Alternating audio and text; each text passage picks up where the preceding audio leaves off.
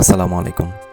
আজকে আমি দেখাবো কিভাবে খুব সহজে এবং একদম পানির মতো সহজ পদ্ধতিতে যে কোনো গাছের কাটিং থেকে চারা তৈরি করা যায়। প্রথমে আমি নিয়েছি কয়েকটা ফুল গাছের ডাল। এখানে রয়েছে রঙ্গন, বাগানবিলাস এবং আরও 2 জাতের গাছ। ভিডিওটিতে যেমন দেখানো হয়েছে ঠিক এইরকম আঙ্গুলের সাইজের ডাল আপনাকে বেছে নিতে হবে। অতিরিক্ত বেশি মোটা ডালেও হবে না, আবার নতুন ডালেও হবে না। এই পর্যায়ে ডালগুলোকে 5 থেকে 6 ইঞ্চি লম্বা করে ছোট ছোট করে কেটে নিব। কাটার সময় চেষ্টা করব যেন ডালের গোড়াটা 45 ডিগ্রি অ্যাঙ্গেলে কাটা হয়। এভাবে চারা গজানোর এবং শিকড় বের হওয়ার সম্ভাবনা অনেক বেড়ে যায়। এরপর কয়েকটি ডালের নিচের দিকের ছাল একটু তুলে নিব।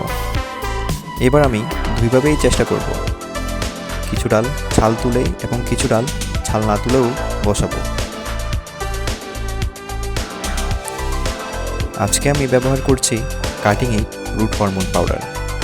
তবে আপনারা চাইলে অ্যালোভেরার ডাল ব্যবহার করতে পারেন, এটা প্রাকৃতিক হরমোনের কাজ করে। আর চাইলে কিছু না ব্যবহার করেও চারা তৈরি করা সম্ভব।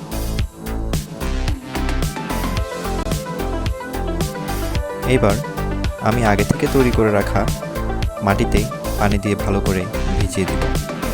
ভেজা মাটিতে কাটিং বসানো অনেক বেশি কার্যকর হয়।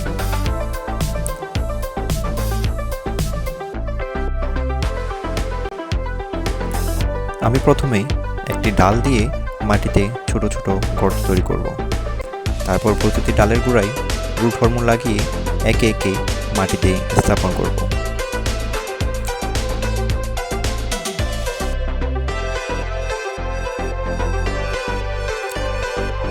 ডালগুলা মাটিতে স্থাপন করার পরে এবার সবচাইতে গুরুত্বপূর্ণ ধাপ, সেটা হলো আইসিইউ পদ্ধতি।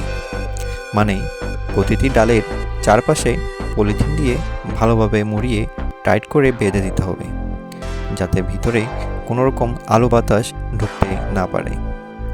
এই পরিবেশে ডালের ভিতরের আর্দ্রতা বজায় থাকে এবং দ্রুত শিকড় গজানো শুরু হয়। এরপর কিছুদিনের জন্য ডালগুলোকে ছায়াযুক্ত স্থানে রেখে দিব।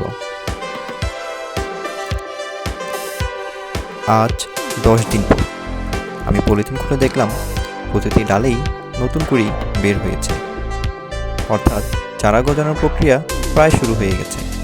আমি আরও কিছুদিন এভাবেই রেখে দেব, কারণ ডালগুলোতে এখনো শিকড় আসেনি।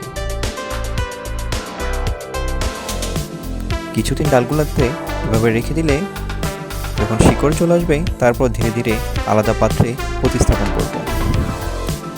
এভাবে খুব সহজেই আপনি যে কোনো গাছের ডাল থেকে চারা উৎপাদন করতে পারবেন। শুধু দরকার একটু যত্ন আর গাছের প্রতি ভালোবাসা। চেষ্টা করুন, সফলতা আসবেই। ধন্যবাদ।